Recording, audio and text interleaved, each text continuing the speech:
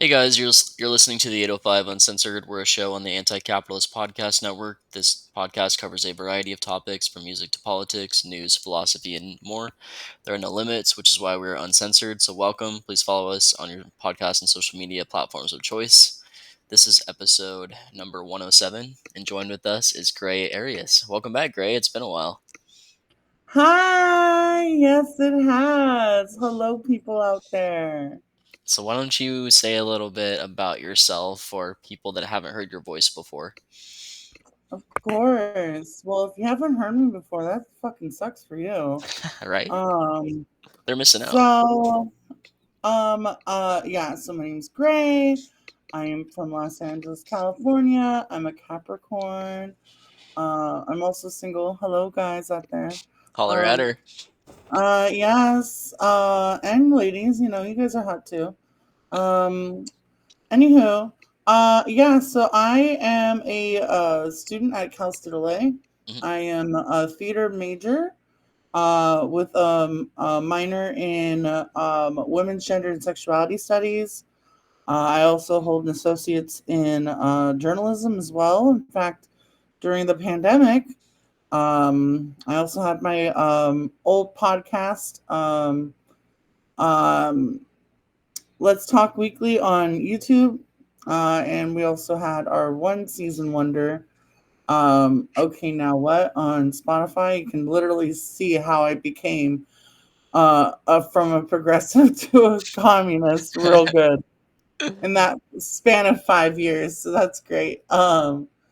Yeah, and I've been interested in politics since high school. I guess my Mhm. earliest like political stuff was when I was like president of my GSA in high school, and just Yeah, and we've known each other 4 years now. I think we met back in yeah, 21. yeah, and then yeah, during my podcast time, we Jordan and I ran into each other, um, and yeah. Yeah, the rest is history. Gray is a Mhm. contributor of the Anti-Capitalist Podcast Network. She's a great comrade. We frequently collaborate. And tonight we're going to be talking about theater and Mhm. capitalism because everything's political, and the arts is of course no exception, especially with the rise of automation and union busting and all that other bullshit that we'll dive into. So, actually, while we're on this topic, why don't we just discuss this? Why is theater political? Why is theater inherently political? Mhm. Mhm. Well, yeah, a lot of people tend, even theater people, tend to forget that it is very political. Well, it gathers people into one place Hmm. where we're watching this story and we're thinking and we're responding afterwards. When I go to a show, um, I am watching it happen live, so it's a very personal experience for someone also, which actually, your mind is thinking more when you're watching a play than you are, or a musical live, than going to see a movie. A movie will get you thinking, but like it's a more intimate when you're seeing it live, and especially the more intimate it is, the more you're thinking. Mm, So like I've had actually a more powerful experience watching uh like a black box small 99 seat theater versus some Broadway show where I'm like one of probably thousands in that room. Um but when you gather people in a small space and they're sharing the same experience, that forms community. hmm And um what you are watching can be very political. There are social justice plays all over all the time, and sometimes it'll critique the systems, and then even if we've seen this throughout history, it can also reinforce social norms as well. Yeah. Yeah, I think of the concept that history is written by the victors. If you Hmm. examine the theater industry, frequently they're portraying narratives that are dominant towards the ruling class and the ruling elite, rather than the proletariat. But of course, you see the opposite too over the Hmm. centuries. So there's definitely an anti-establishment, but also pro-establishment angle to the theater industry and theater conceptually. I find that pretty interesting. Yeah. Um, Talk about Mhm. theater in terms of collective creation, community identity, and ways that it can create community inclusion. Hmm. Okay. Well, um, when it comes to creation, Hmm. it it's really hard to do theater by yourself. In fact, I think it's impossible. Versus, when you create film, all you need is just you, your camera, and the world. You Hmm. know, just me and my phone, I can create a movie. I can't do that with theater. Me in a room just saying hi, hello, blah, blah, blah, blah, blah. That's not, it's not theater because I'm missing the audience. And that's what really requires that. But also, I need someone to build my set. I need someone to make the costumes. I need someone to paint the set. I Yeah. need someone to create sound and light and electricity for the systems. And uh I need someone to plan and organize the stage manager. So like it requires a collaboration of sometimes, I mean, for okay, so when I organized my directing project, I worked with 17 other people Mm, yep. just for a 15-minute directing project in my classroom. Now, I'm a crazy bitch. I didn't have to do that. I could do what my classmates do and just done a simple two-person scene, and that's great and all. But I ended up doing a 15-minute musical, and that requires a lot of more elements. And the bigger the show, the more people you're going to need. So that and ultimately creates community. Yep. Um, and when we talk about regional theater, and which a lot of Broadway shows actually start at the local level. Um, you have the Hollywood Fringe Festival, which brings people together in Hollywood. Six the Musical actually started out as a fringe show. Um, and you create these cultural hubs, and they are pretty much the center in, you know, pretty much creating like what kind of theater is being taught and or I mean not taught being shown off. And sometimes it could be great, and if the cultural hub is doing great things, then you'll see great theater and great things done with it. But if the cultural hub is very capitalist driven, very white, then you're gonna see what that produces, and it's usually just not as powerful. You know. Yeah. So Um, why don't we talk about the worker side of things? mm. How pervasive is like union busting? How difficult is it to get consistent work in the theater industry? Things like that. Well, yeah. First of all, the unions that represent for me. Okay, so I'm an actor. I'm also a stage manager.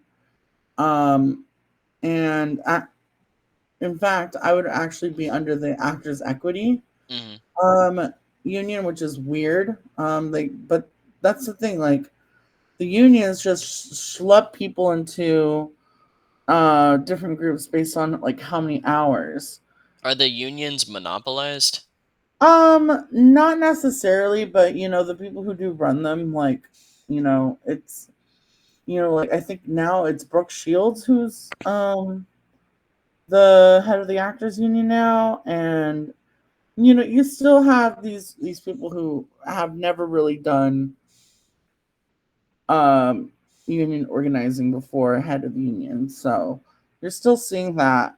Hmm. Um and then as far as who gets paid fairly, like And you're gonna see that, like, the bigger the theater level, like, I mean, even people who are on Broadway, they're still living paycheck to paycheck. I Yeah. think they make only about couple thousand a week. Yeah, and especially being in New York City, Yeah, you're not. and that's not a lot being in New York City, and you know No, it's doing like shows a it's week. it's like what we think of as with these actors that move out to LA. They're getting very small parts if they're even finding jobs for the most part, and typically they're doing things like waiting tables or working as a barista or some other like very blue collar work. Hmm. Yeah, and it's really fucking crazy because unless, and this is what I hate about the industry, and just because I'm Lin Manuel Miranda, or these, like, big name people, just because they have a name and, like, they've been in so many things, they automatically get a bigger paycheck. Like, I don't understand why. Like, Yeah. the fact that Cynthia Erivo got less than Ariana Grande just because she's Ariana Grande in Wicked, like, no, they should be getting the same Yeah, people just paycheck pay because they are more the for name same. recognition. Yeah, exactly. And I'm like, no, if it's a supporting ensemble cast, then everyone gets paid the same. If Hmm. if you are two leading ladies, then the two leading ladies should be getting the same amount, unless if one maybe has more lines than the other. But I could even argue that sometimes the ensemble of a show is doing way more than a lead. Hmm. I remember being an ensemble of a production of Bye Bye Birdie, and I was doing a hella eight, like, I had like 8 costume changes, I had all the choreography to memorize, all the music, like, Hmm. a lot. Yeah, yeah, that is a lot. And then to not get paid for it, and then talking about being a stage manager, Hmm. there's so much unpaid work that I've done as a stage manager. Um, and And like, is people that for me. common, or were you like an exception to the rule? No, it's common. It's common. Oh yeah, with the amount of paperwork that comes to being a stage manager, that comes with it, it's a lot.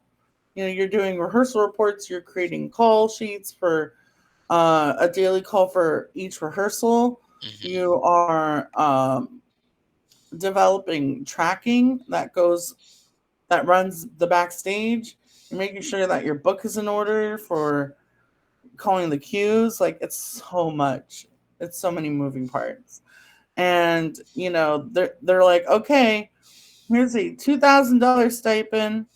It's 20 an hour for 100 hours. I know for a fact I'm working way more than 100 hours if I'm stage managing a show. Yeah, Um, yeah, it's crazy. it seems completely fucking wild. Um, so you mentioned theater as a moral mirror. What does that mean? What do you mean by that? Oh, so theater as a moral mirror. This comes from I wrote that specifically because this is what we've learned in our development of world theater class, Hmm. is whoever is holding the moral mirror can again shape society. So, like, we've seen the banishment of theater in Greek society, Elizabethan society, and it was because sometimes it would critique the systems and I imagine theater the was status banned. quo. Theater was probably banned in Nazi Germany too, right? That I don't know. Let's do a quick internet search. I Theater imagine they weren't even allowed to have books. in Hitler's Germany. that would. I mean, it was. I. You know what? Actually, I do remember learning about this. They did do some like propaganda plays Okay. and movies. I know that they did movies, but they also did little plays. I remember now. Um, yeah, and like especially in the Elizabethan era. But then, um, after the it was also banned during some plagues as well, which is kind of funny. Just seeing like learning about that, and I was like, oh, how funny. Why? Um, Do you think because it would spread oh, it's just a disease, gathering of people. or okay, because I actually had a slightly different idea that maybe it wasn't just about containing the spread. It was because Mhm. maybe people thought that theater was making lightness of a pandemic and it was inappropriate. That could have been happening, Does that but make sense? but the idea was like the idea of people being around each other when being sick was still. It just like it goes to show that like as much as medical technology has evolved over centuries, people still were not always fucking complete idiots. Like Oh yeah. they still had some knowledge. Mhm. Yeah. And it was also used as a way of spreading Christianity. There's a lot of Christian plays that come up Mm, in during like post Rome, yeah. the post Rome era. There are a lot of Christian plays. Oh, one I forget. Um, I have to do a quick search because I want to talk about this play. You mentioned ancient Rome. They used plays for propaganda. What what did they do in ancient Rome? Everyman. That's the one. Okay, so Everyman was. Let me first talk about Everyman. Okay. It was a Christian play that pretty much was about how like this man a was a sinner, and he ends up meeting these three women who help him out and kind of like show him the glory of God. And it was mainly used to spread more Christianity. Hmm. And but in Rome it was used as a distractor because Roman theater really liked violence and gore and drama. So it was more used to entertain the masses in order to like keep keep the system That makes going. sense. Like, and I don't need to tell you this because I know that you know this. So this is more or less just me thinking out loud. Fucking ancient Rome was incredibly fascist. Oh, it was. Like Oh yeah. the way that people were treated, the propaganda that was implemented, the way that animals were treated and kidnapped, and because I read extensively about how they brought like lions to the Colosseum. It was Hmm. incredibly fucked up. And Yeah. all just for entertainment, and so animals could kill other animals. It's just like the it just goes to show you the levels of depravity of creativity that human beings can come up with. It's Yeah. rather grotesque. Well, you know, I when it comes to like the Roman Empire, just were the consequences of such empire. We Hmm. had the Roman Empire, and then we had the British Empire, Yeah. and then who became the next superpower after the British Empire? The Ottomans. Well, no, no, no. After the British Empire, Oh, the the fall of the U.S. United States. Yeah, exactly. So it's like the empire just keeps performing or turning into something else. Hmm.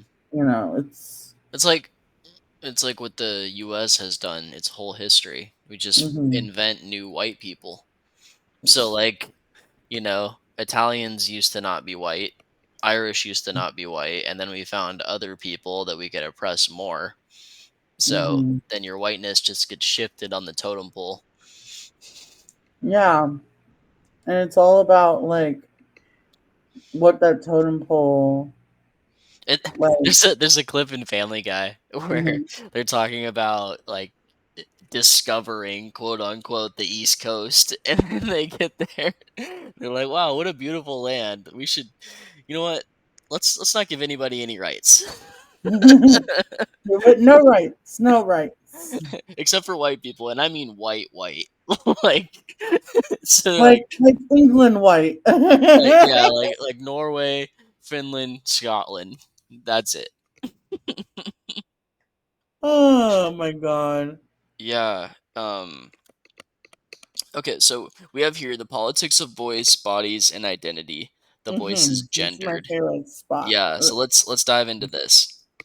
All right. So what really sucks as a trans performer, Hmm. as me, is a lot of people don't realize this, but how gendered the arts is, and how like the I the social construct of gender plays with it. So Even like, so, I read a lot of dark romance books. Sorry to cut you off, but even no, I've go for it. noticed that smut is the way that men are written. They're always written as dominant characters. They're never submissive. Oh yeah. Mm-hmm. So, Yeah. sorry, go back to It, what you were it, saying it though. I mean, it definitely again reinforces those social norms when it comes to like whatever play that we're launching. Like a little bit off topic, but musical theater, Hmm. it's inherently American. It is the only thing that is considered like a product of the United States. Like that is American Hmm. musical theater. One could argue that it has some roots of opera, but opera and musical theater very different because the music is written around the opera, but in a musical, the music aids the storytelling. So it's about the story more than just the music. Um, and again, going back to like propaganda and stuff, um, it started out as minstrel theater, and minstrel theater is notoriously racist for its use of blackface, the mammy stereotype, and just the general stereotypes of black people. Hmm. The minstrel theaters would go around the South and portray these black people as uneducated fools, as they Giant were red always evil lips. for exactly these scary figures. So when you have a white person who's never seen a real black person in the day of their life, they're thinking that is the only thing that like that is their depiction of a black person. Hmm. And so when they do meet, they freak out. It's like they're literally um sculpting perceptions of like other people for other people. Yeah. Um and then we had like early musicals come out that were again hella racist, but some that called out race as well, or called out racism. And What are some of the more prominent ones that have called out racism? uh, um oh, okay, it's I'm nerding out, but also like trying to bring out the It's okay if you look it um up. I'm gonna look it up right now. I'm very curious what it is and what era, because like were there people that were making anti Jim Crow plays in response? Showboat. This is one of them. Showboat. Showboat was a Oscar Hammerstein's one of early works that did um let me see. Showboat. I just need to get the dates right. Aha. It spans from the 1880s going all the way to the 1920s, and it's literally about Jim Crow and um about worker. Okay, so it's on the leave of the Mississippi River in the late 1880s. Workers load cotton bales while townspeople are around a showboat, and it's talks about like the family and how uh like their relationship with the workers, and I like I it. think one of them like falls in love with them. And it's real like so like they're even talking about like interracial relationships Hmm. back then. Yeah. And the main storyline includes like the romance between Magnolia Hawks and the which is and Magnolia and the Revenant. Yeah, that's where they were. Yeah. So and it pretty much talks about, the themes of love, loss, and racial prejudice. And this is again 1927. Wow. Hmm. Yeah, because there was a second major wave of the Ku Klux Klan in the 20s that I think a lot of Hmm. people are not aware of. And there was actually more people lynched after 1919 in the Hmm. US than during slavery, Yeah. Hmm. following the Great Migration and the Red Summer of 1919. And then, of course, you had all those major race massacres in the 20s, like Tulsa and Greenwood. Yeah. And there were other shows that were big on addressing social issues. We had one of the greatest ones, Hair, Hmm. in the 1960s. That was a call out of the Vietnam War, the hippie movement, um, and dealt with themes of race, gender. Was there any Um, major, like, anti-Iraq war or, like, any major post 9/11 plays? that's funny you should say that. There were a few. Well, oh, you got to remember the Sound of Music in the 1950s to address the Nazis. Mhm. Um, but Urinetown comes to mind Yeah, because that you one know you're was. in town. This is I know Urinetown. your I own love that. production. Yeah. It does come to mind because it was one of the first shows that that was after 9/11, and it talks about a utopia where or dystopian society where people have to pay to use the restroom, and there are no like private restrooms like in your house, like you have to Or go no use. public, yeah. Yeah. Yeah, um that's kind of, I mean, we're getting there. I know, don't say that. Uh, I saw a meme the other day, Hmm. and it was like, "What happened to house parties?" And it was like, nobody has a house anymore. Yeah. Yeah. Yeah, dude. It's fucking wild. Um it's either like apartment parties or like what happened to rent parties.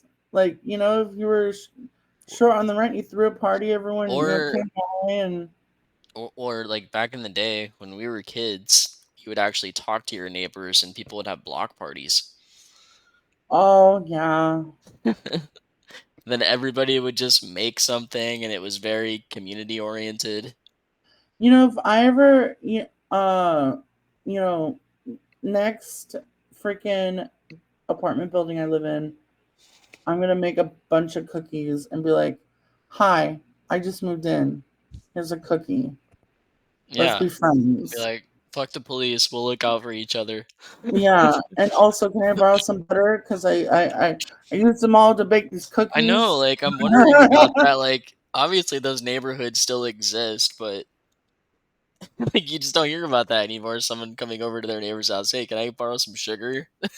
Well, at least here on campus, with my friends who live on campus, I'd be like, "Hey, can I borrow some like butter?" I still do that. I still do that at least. But we were talking about gender Yeah. and how that plays in theater. So the voice is hella gendered, Hmm. y'all. And it really, really like bothers me as a trans singer because you know, males, like you had your male voice and your female voice, and you're like, if you're a guy, you are either a tenor or a bass, and if you're a girl, you're either a soprano or an alto, Hmm. and that's like not the case because the voice is a fucking muscle. And when you are assigning vocal ranges based off of one's gender, you are literally reinforcing gender roles. So why does that exist? Well, okay, yeah. Typically, women do sing higher, and typically, men do sing lower. But, but that's always not the case.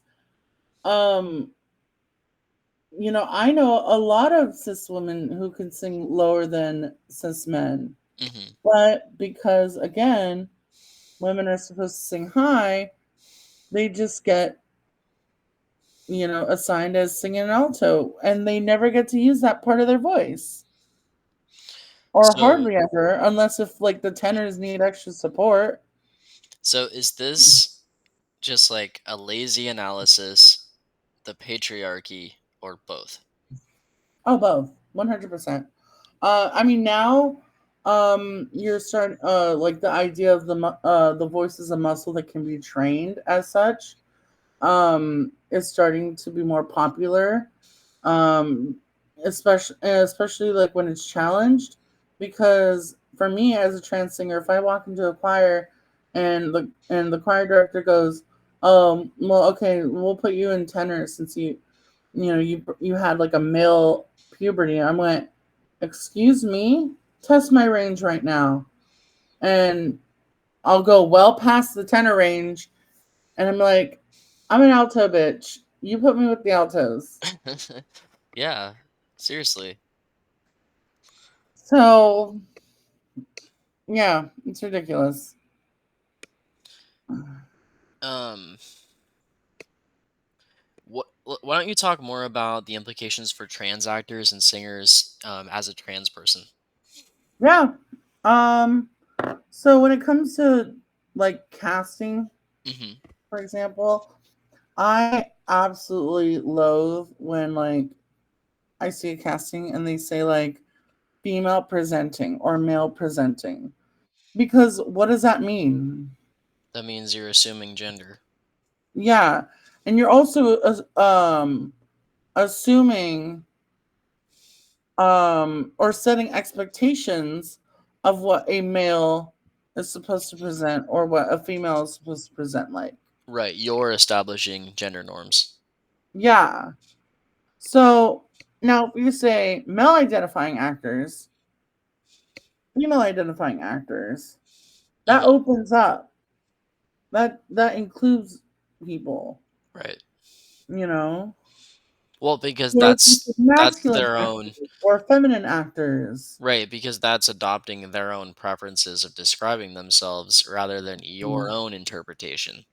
Exactly. Uh, yeah, I mean that seems like a pretty obvious distinction. Hmm. And so like there's a lot of politics at play, even with like policy, like with like people who sound right, or look right. Like there's a whole lot of like, well, first of all, pretty privilege plays a lot into casting. Hmm. Fuck Like yeah, it does. The entire like arts industry, like, are you kidding me? Hollywood, the amount of people that have jobs because they're good looking. mm-hmm. Like you're hardly ever gonna see me as like someone who looks like me as your leading lady. Hmm. That's for sure. Yeah, Um, Otherwise, I'm more of the comic relief character. I am the mom, right, or I am the sad person that has been bullied, or something like that, right. You're or an old person. never the protagonist, never the main Mm-mm. character. You'll never see me as Belle in Beauty and the Beast, which She was disappointed when he lost the beard. I want. Oh yeah, she totally was. Yeah, She totally he should was. have saved the bear. Women want the bear. Yeah. Um. Anywho. So Hmm. how do we fight this? How do we make some moves in the theater industry? What Well, is what am I? Oh, yeah, go ahead. Sorry. what's what's the proletariat revolution going to look like inside the theater industry? Well, my favorite is Brecht. Don't we just love Bertolt Brecht? Yeah. He is a German theater maker back in the 1930s. I wonder what was happening in Germany in the 1930s. Um, and he was, he was a Marxist. He believed the theater of the oppressed. Hmm. Well, he believed in also the idea of making the audience think. So Brechtian theater was very in your face, not as spectacle. Like Brechtian theater is like you see, like you're constantly reminded that you're in a theater and like everything's not real, Mm. you know? And it's actually making forcing you to think rather than making you feel something. I see what you're saying. Yeah. Like Bertolt Brecht would absolutely hate Steven Spielberg because Steven Spielberg has a good way of making the audience feel something, and he hated that. Um and um he believed in writing things that challenged the capitalist and fascist structures. Hmm. Um he also did a lot of satire as a way to address um the dominant like status quo systems. One of my favorite is The Good Person of Szechuan, Hmm. and how it's about these three gods who were treated nice by this woman who is seen as like a whore of, like, she's a prostitute, right? And they're like, "Oh my god, you treated us so with such kindness. Here's like 10,000 silver dollars." And because she had such a like large amount of money, uh, people kept asking her for help. But these people genuinely needed help, but she also needed to like support herself. And it's this idea of like it's hard to be good in a capitalist society. Mm. Yeah, I mean, relatable. Yeah. Very Um relatable. but like there are also stories being told um again, you're in town critiquing social and economic government systems. You had Rent that talks about the AIDS crisis of the 90s. You had Fun Home talking about sexuality from how she's a young age to through adulthood. The main character, I forget her name. Um Wasn't there uh, some like Weren't they trying to address race to a degree with Pitch Perfect? I mean, not Pitch Perfect, Hairspray. Hairspray, yes, because it talks about the integration of television Yeah. um in the 1960s because it takes place in 1962.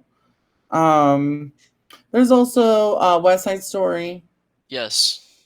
that talks about the Puerto Ricans and the Puerto Rican gang and the white gang and um yeah, there's quite a bit of them. Yeah, it's pretty fascinating. You just reminded me we should do an episode together about the Zoot Suit riots in Los Angeles. There's the Zoot Suit that play also addressed. So it came out in the 1970s, Hmm. and it's talking about something that happened 30 years ago. So at the time, 30 years before in the 40s. yeah, 30 years before. So like at the time, the Zoot Suit riots were 30 years prior, and so you had people seeing this play who were there when it happened. And that's like if someone did a play about the Rodney King riots Hmm. today. Hmm. And so it would have that effect. It would have that same effect of like, oh my God, yeah, that happened and it's still happening. Yeah, like I'm And wondering if 2 decades from now there will be plays about George Floyd I bet I 100% agree. Um, or so, even like Trayvon Martin. yeah. And what that play did was address something that was still happening, that still happens today, and also pay tribute to um innocent men who were incarcerated and for wrong reasons. Um, so that's why like theater is such a site of resistance, Hmm. and it can be used as a site of resistance. Are there prominent actors that you know of that like go to prisons to interact with inmates? No, but there are like there's like it's sometimes used as a joke, but there are like theater uh like theater programs in prison that like have like prisoners like create these like productions or whatnot, That would and make sense because it's very therapeutic again because it's also having them form community with each other, and because again like the prison system keeps them isolated and makes like cellmates as like the everyone's out to get you kind of like they really promote that. um and so like it like it helps like prisoners form community and be able to like free art is very therapeutic in itself. But yeah. Mhm. yeah, absolutely. That's what I would think too. And I think of not theater per se, but in the music industry, so within the arts, Mhm. somebody like Johnny Cash going to Folsom Prison in the 1950s to speak with prisoners. Of course, because of his personal empathy with inmates and also his run-ins with the law, he could empathize with them. Mhm. So I could certainly see artists in the theater industry putting on plays, particularly if they might have been incarcerated or run up with the Mhm. law in the past. Yeah. Yeah, and I mean I can talk about how prison the prison industrial complex, and Yeah. oh, we should do an So episode on that too. we haven't talked about ticket prices. Hmm. Let's talk And about access. yeah, let's talk about the money. Well, what's really sucks is that it does require a lot of people to create theater. So yeah, it's really expensive to create theater. Um, like the labor, the sometimes the rights to do the show comes into play. The I will venues have to be say expensive too, right? the what? The venues? Oh yeah. So I will say 2/3 of a theater budget of a budget for a show will include space, labor, and rights. Mhm. That's 2/3 of your budget right there. Um, the rest, like you can do theater on a dime when it comes to costumes and set and props and stuff. But your big spenders are making sure that you can do the play, making sure you have the space to do the play, and making sure that you have people to do the play. And is does that all fall into the hands of the stage manager? No. The stage manager just I'm like, manages the okay, stage. I'm That like, is what more the of fuck? a The stage manager has to be an accountant? well, sometimes, but that's when it's like, oh, it's a small production, and you have your Right, stage like we're manager not acting talking like, about a major operation yeah, In no, New that York. that falls in the hands of the production and company managers. Okay, that makes Um, a lot more sense. yeah.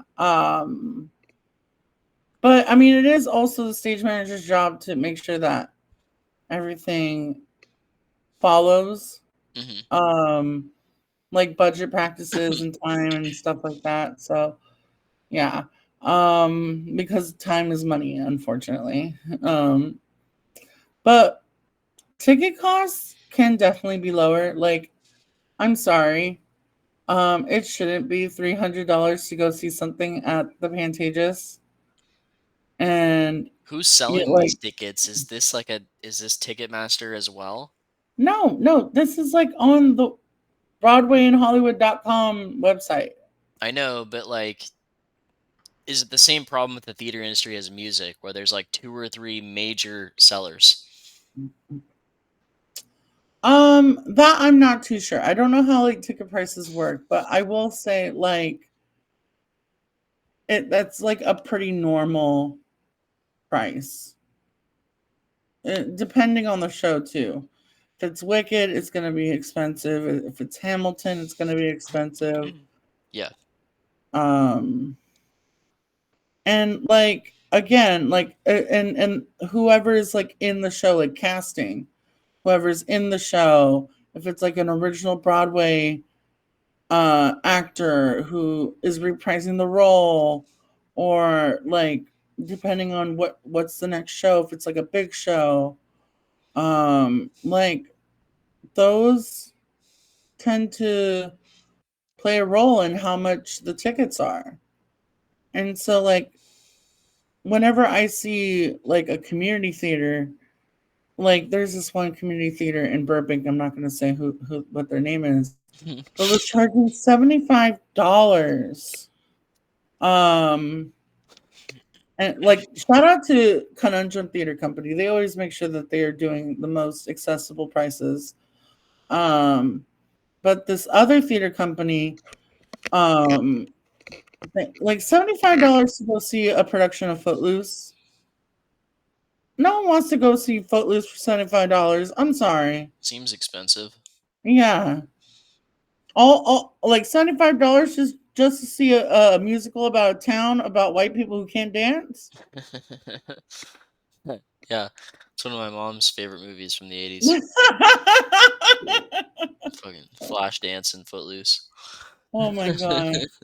And it's so, and being able to go see shows is part of the educational aspect of what, like how to become a theater major, and like part of my education is going being able to go out and see shows. Yeah, so there's a class element to it. Mm-hmm.